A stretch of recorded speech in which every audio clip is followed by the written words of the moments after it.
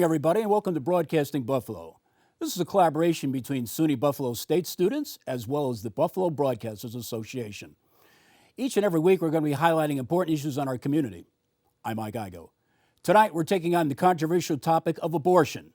In 1973, the United States Supreme Court ruled in the landmark case of Roe v. Wade, making abortion legal in our country. In the decades since, the debate about the morality of abortion has raged on and on.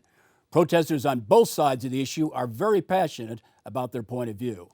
In the past 4 years, 3 new conservative justices have been appointed to the United States Supreme Court, and putting the balance of power basically on the conservative side with a 6-3 majority. Many pro-life advocates now are hopeful that will eventually lead to Roe v. Wade being overturned. Our student reporter, Angela Preston, has more on this important issue. Abortion has been a controversial topic, with both sides being very passionate on how they feel on the issue. Pro-choice activist Jennifer Page wore clothing supporting abortion and was harassed by someone who was offended by it. I'll notice people kind of glare at me, or they'll be like, why would you wear a shirt like that? But it's doing exactly what I want it to do. It's creating a dialogue, and it is creating conversation. Pro-life activists are hopeful with the 6-3 conservative majority in the Supreme Court, the landmark case Roe v. Wade could eventually be overturned. Many pro-choice activists are also concerned with how reproductive health rights will be affected. I think it's great. I think it's really encouraging. It is one of the reasons I thought it was so important to finally get the New York State law clarified, because there are some people who do want to override the Roe v. Wade decision. So looking at the possibility of the Supreme Court, reinstating the criminalization of this procedure, I think it's very important that New York State has come up with local legislation, which isn't just an edict from the governor.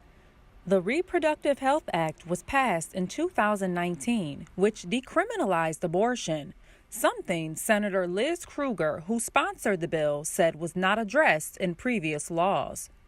What we did with our 2019 law was we removed this section of criminal law, because it really should never have been there in the first place, and we clarified what your rights and protections were under Roe v. Wade. Pro-life advocates like Bob Wiss from the National Right to Life's Buffalo chapter say that although it's a woman's right to choose, men should also have a say. A lot of people don't realize that sometimes there are men who really care about that baby. That's and right. They are hurt when a woman has an abortion, and it's really difficult on the man. One topic that has been at the core of this issue is whether life begins at conception or not.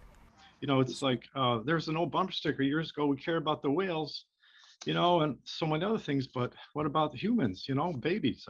It's not just your body, it's the DNA of the father as well. For full interviews, you can head over to broadcastingbuffalo.com. For Broadcasting Buffalo, I'm Angela Preston. I'm joined tonight by pro-life advocate Cheryl Caleri and pro-choice advocate Jennifer Page. When we come right back, we'll discuss both sides of this divisive issue.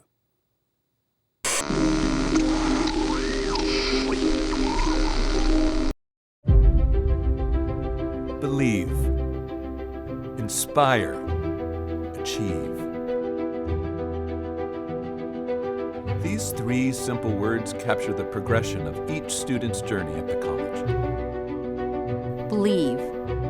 Education works best when powered by confidence and a positive attitude. When students believe in themselves, great things can happen. Inspire. Active learning among a peer group of engaged and community-minded leaders inspires great thinking and doing. Achieve. On a very practical level, each student finds the support and resources at Buffalo State to achieve their goals. Achievements continue on through our more than 100,000 alumni throughout the world.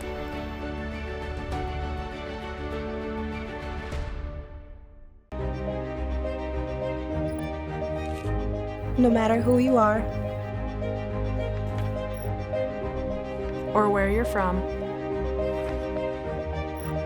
you are welcome here. Tú eres bienvenido. مرحبا. أهلا وسهلا. You are welcome You here. are welcome. You are welcome here. Welcome back to Broadcasting Buffalo. I'm your host tonight, Mike Igoe. This evening we're taking on the divisive issue of abortion rights in America. I'm joined tonight by our guests on both sides of the issue. First of all, Cheryl Kaleri is the Executive Director of Pastoral Ministries for the Catholic Diocese of Buffalo. She is a pro-life advocate. Jennifer Page is a pro-choice advocate who is also known as the Queen City Feminist. And welcome to both of you.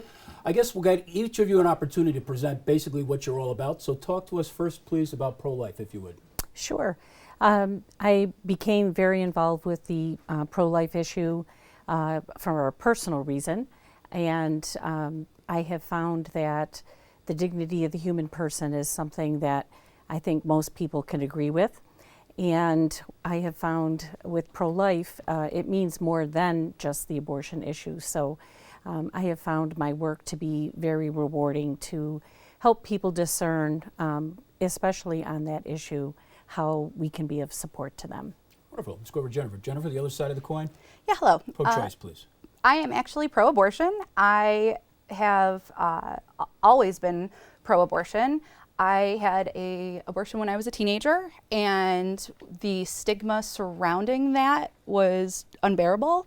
I wish that I had seen somebody like myself as a teenager to know that I was making good health choices for myself. And I do believe that humans should have the dignity and choice to make the decisions with healthcare for themselves to better their lives. Now, as you know, as we start our line of questioning here for both of you, there's been a movement afoot in many, many states across the country to get rid of Roe versus Wade. And in fact, Arkansas has passed a law that pretty much outlaws it entirely. There's no exceptions, including incest or rape and so on. How does your organization or any groups you're involved with react to that? That seems to be the climate of the times, or at least in some segments of our population. Yeah, I don't find that to be very pro-life, because live living humans should always have bodily autonomy. And you may take away abortion from legal standing, but abortion will happen, legal or not, and more people will die trying to seek abortion services when it's illegal. So we might be going back to the backstreet clinic, so to speak. Is that your concern? Yeah, absolutely. More people will die. All right, let's go over to Cheryl. Cheryl, how about your concerns at this point? Well, I feel that I know that, I should say, that women who have come to me that have had abortions always say to me they felt like they didn't have a choice. And what I mean by that is they either felt pressured, it was the wrong time of their life, there were outside concerns for their personal reasons. And what we try to do is just work with them to try to find a solution for their making that decision, which is life-changing, to be able to support them in their decision. All right, let's go back to Jennifer. Now, I want to ask you, there seems to be, as we mentioned, a very big push on to get rid of Roe versus Wade. Do you think that represents the pulse of our country at this time? Absolutely not. 73% of Americans support a person's right to choose. And I just want to, can we please keep the conversation inclusive to all people, because trans men have abortions, non-binary people have abortions, and it's more than just a woman's right issue. It's a human rights issue. Sure, thank you. What was the question? Well, the question is basically, because there is such a big push on now in our country to get rid of Roe versus Wade, at least in some states, you know, we've seen Arkansas, we've seen Mississippi, and so on. Where do we go from here? Does this represent what most people are thinking, or is it just a small vocal minority who are controlling the ship? It is precisely that. It is a small minority who have been very calculated since Roe was passed in 1973. And unfortunately, since a lot of people are pro-choice, they're not behind the scenes making these plans to take away health care from people. And now it is the time to actually step up and be like, I am a pro-choice person, I am pro-abortion, I am pro a person's right to choose, and we have to be loud. Cheryl, over to you. Good. Now you know about the push to get the United States Supreme Court to throw it out. How do you feel about that? Well, I'm a realist. Many pro-life advocates would probably disagree with me. I don't think in our time we'll see Roe v. Wade go away like they think. What I do believe, however, is because we're finding more opportunities to work with the population, all humans, that we have found that if they have an opportunity to have a plan, they most of the time will choose to have life. Well, it sounds, at least from what I'm hearing you say so far, it seems that Roe versus Wade is not the complete factor, because you are doing other things to kind of work within the system of where we stand now, right. At least as far as the legalization of abortion. Exactly. What I found is, especially the church, does a really good job of telling people what they should do and what they shouldn't do.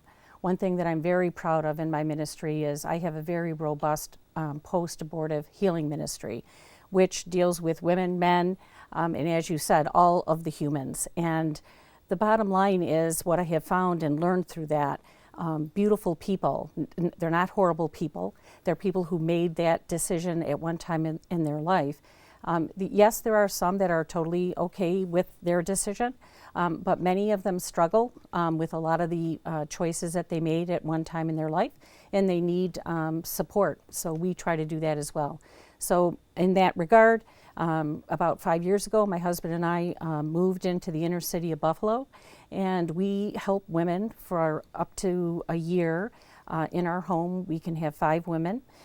In the last 5 years, we've had 52 moms and their babies who have chosen life but needed support. So unplanned, unexpected, but not impossible. All right, Jennifer, as I mentioned at the beginning of the show, now we have a 6-3 conservative majority in the U.S. Supreme Court. But having said that, apparently even the Supreme Court, at least the reports I read, they're a little reluctant to touch this issue right now. In fact, it's not even on the docket for this spring. Apparently it might be pushed over to fall and who knows when.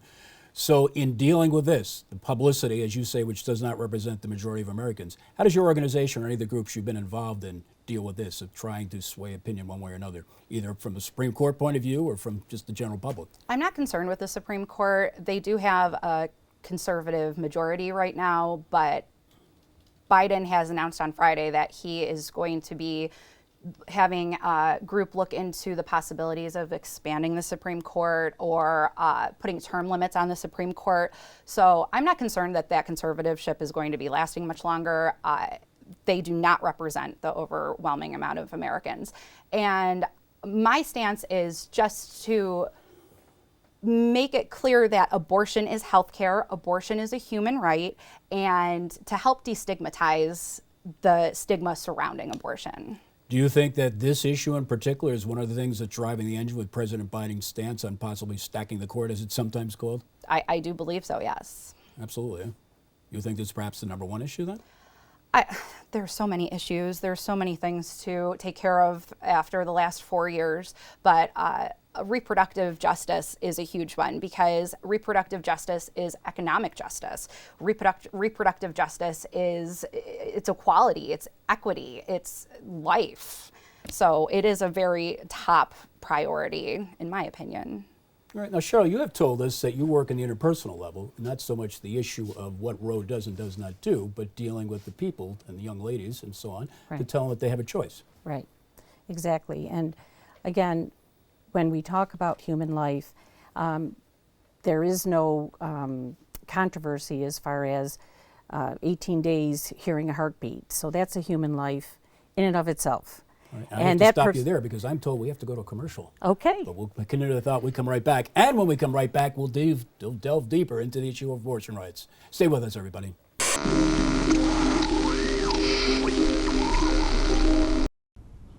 Hello, Buffalo. I'm Ed Asner. You may remember me as television's no-nonsense news director Lou Grant. And if you think about it, journalists provide us with our first draft of history. Right here in Buffalo, more than 50 years of TV news coverage is being brought back to life.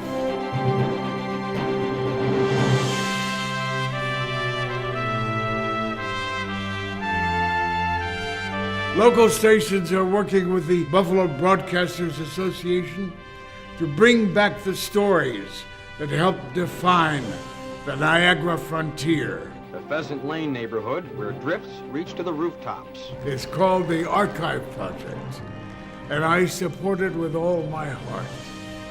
So should you. No matter the occasion, Premier Gourmet is here for you. Featuring Buffalo's best craft beer selection, grocery store items, coffee, and gifts. Find locally made Buffalo products and everything you need for your home bar. Visit premiergourmet.com. Experience Buffalo and Erie County's unique stories with the new Buffalo History Museum podcast. Connect with Western New York's history as you listen to detailed narratives about heritage, architecture, business, innovation, and significant events and people throughout time. The podcast takes inspiration from the museum's collection and beyond, from experts on staff and featured guests. From the 1918 influenza to F. Scott Fitzgerald, experience the stories that make up our region. The Buffalo History Museum podcast. Listen wherever you get your podcasts. No matter the occasion, the Premier Group is here for you. Take advantage of our easy online ordering and curbside pickup. Or shop the finest selection of unique wines, spirits, and gifts at any of our 3 independently owned Western New York locations. Your life has taught you a lot. Now your experience can help change a child's life. Read to Succeed and AARP Experience Corps are looking for local volunteers, 50 and older, to help children in Buffalo City schools learn to read. You'll receive training to help you be a great tutor. You have what it takes to change a young person's life. The experience may even change your own. Volunteer by going to readtosucceedbuffalo.org.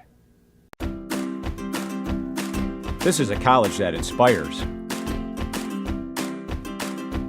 Here you'll be engaged, strive for excellence, and prepare for a career. Visit our amazing Elmwood Village campus and apply today. You'll achieve your edge here. This place is Buffalo State College. Welcome back to Broadcasting Buffalo. I'm your host tonight, Mike Igoe. I'm joined by pro-life advocate Cheryl Caleri and pro-choice advocate Jennifer Page. We're discussing both sides of the issue. Jennifer, I get a sense in chatting with you that there seems to be a lot of misinformation about this issue in the bigger picture. Why don't you share the things that you are perhaps most concerned about? I'm concerned about the fact that we are supposed to have a separation between church and state. We do not live in a theocracy, and I'm concerned with Christianity in general feeling that their religious values supersede my right to my own bodily autonomy. But is this truly a Christian issue, though? They seem to be making it that way. So you seem to feel we're going back to a different time in our country? Very much so. Judaism supports abortion access. Why isn't Judaism, why aren't their values more important than Christianity? That's just a question that I have. And I feel that if you do not like abortion, don't have an abortion, Mike. Don't have one. But you have no right to tell me what to do with my body, because I know what's best for me. I know the choices that I need to make in my life. And yet the legislators seem to feel it is their duty to do so. And many states we're talking about. We have Arkansas, we have Mississippi, and several other states I can't remember. This comes back to white supremacy, Mike, because we have a lot of redlining, we have voter suppression. Abortion bans are racist. They keep Black and brown communities in the minority, they keep them poor, and it all comes back to white supremacy as well. You feel the minority community doesn't have access to abortions? Absolutely not. In this country, we have more crisis pregnancy centers than we have abortion clinics. Why is that? Good question. Are you familiar with crisis pregnancy centers? Yes, I am familiar with them. I was a newsman for 30 years, so I know a little something about a few Excellent, things. Mike, thank you. They give misinformation. They sway people into making decisions that they may not have made. And I find that problematic. For a person seeking abortion access, having to drive upwards to 300 miles one way, then they have waiting periods for 72 hours. How is that pro-life? That is not life. People don't have money for that. And if you are already poor, you are paying for childcare for the children you already have. You are paying for a hotel room for your waiting period. You know what you want to do with your body. Well, let me throw this question to Cheryl then. Cheryl, you're working on the East Side where there is a very large minority community. What's your take on this? I think the statistics specifically here in Buffalo are much different than what you may think. We had 4,000 abortions that were reported by the CDC. and in Erie County, Niagara County, it includes the majority of our 8 counties.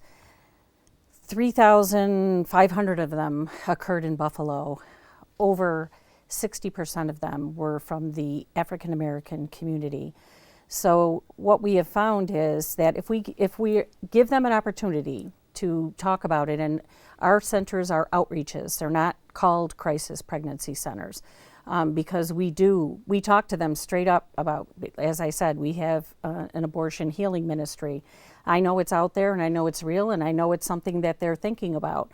I don't try to dissuade them from that. What I try to do is let them know that there is support, there is opportunity if they decide to choose life, that we will be there to help them, not just for the baby, but for whomever it is that is bringing the child into the world, which is why we have the extended of the Mother Teresa home. So we help them become people who are in society, able to get their own housing, finish their education if need be, and get all the services that they have available to them. So we take pride in really not deceiving and trying to help them and get them services that they can use to support their decision. Or Jennifer, we talked about the concerns. Where do we go from here? Big question, right? Easily solved in a half an hour program. Yeah, I got it. I got the solution, Mike. We have to keep pushing for reproductive justice, and we have to elect like-minded people. The Republicans and the anti-choicers are in the minority. We are the majority, and we need to start running for office and being more calculated. Why do you think the people who have issues with keep getting reelected to office then? Do you have a take on that at all? Like I said, voter suppression and district zoning, and it's a very large issue that it's more than just abortion. But well, it seems to be the fact, it seems, if you at least read the media, that it seems to be more of an issue down south than up north, and I take it you disagree with that. It's clearly everywhere. Yeah, it's everywhere. And when you talk about Buffalo in general, how many people are driving here from out of state to seek abortion access? Especially with the RHA passing in 2019, you can get an abortion later on if you need it. People are traveling here to seek abortion care. So you've seen that on a regular basis then, because of that change in the 2019 law? Yes. Absolutely. Okay, same question for you, Cheryl. Where do we go from here? Well, I think that we keep on having conversations. I think that we would find that there's more things that we agree about than that we disagree about, and we need to find some common ground. And I just believe that if we continue to have good discussions with each other, that we can come to some solution as far as the dignity of the human person. Especially when they have the right to their own bodily autonomy, Mike. Well, we're talking about the Supreme Court before, and you said you're not really that concerned about them. And frankly, in what I've read, many of the justices have a different take on how they're going to approach the problem. And probably that's one of the reasons why they put it off at least to the fall and perhaps further on. So as an advocate for this side of the coin, what do you think, what are your priorities of what you think needs to be done that supplements what you've already told us? Well, I just want to say that Brett Kavanaugh and what is her name? Try Amy. Coat hanger Barrett, yes. They both said when they were under oath, they said that they would not work with things that are settled law and precedent. They would not go against that. So if they were to go against that, they were under oath saying that they would not do that. So I'm not concerned with that. We need to ensure that Americans are getting the health care that they need and that it's available when they need it. That's a very top priority. And also, immigration is another huge topic for me too. On the subject of the Supreme Court, Cheryl, are you hopeful that the Supreme Court will take action on this, or are you just skeptical, or what's your take on it? As I said, I'm a realist, and I'm not really sure how far they're going to get because the situation is still very divisive and definitely something that needs more communication, more understanding for everybody involved. Okay, that's good closing thought from you. Quick closing thoughts from you, please. abortion is a human right, and it will not go anywhere, legal or not. People will still access abortion care. All right, thank you both very much for joining us tonight. And that is going to do it for this edition of Broadcasting Buffalo. I'll get it right eventually. Broadcasting Buffalo. You'll find more information about our show, along with the abortion rights discussion tonight, as well as unedited interviews on our website, Broadcasting Buffalo. Or look for us on Facebook, Twitter, Instagram. We got all sorts of social media. Thanks very much for joining us tonight. Have a good evening, everybody.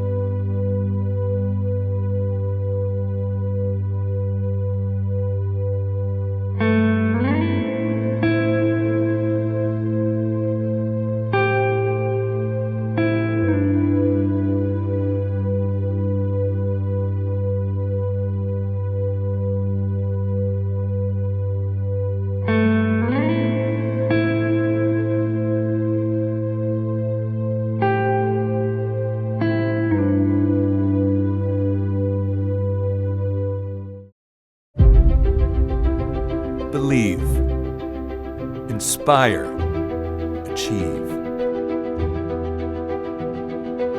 These three simple words capture the progression of each student's journey at the college.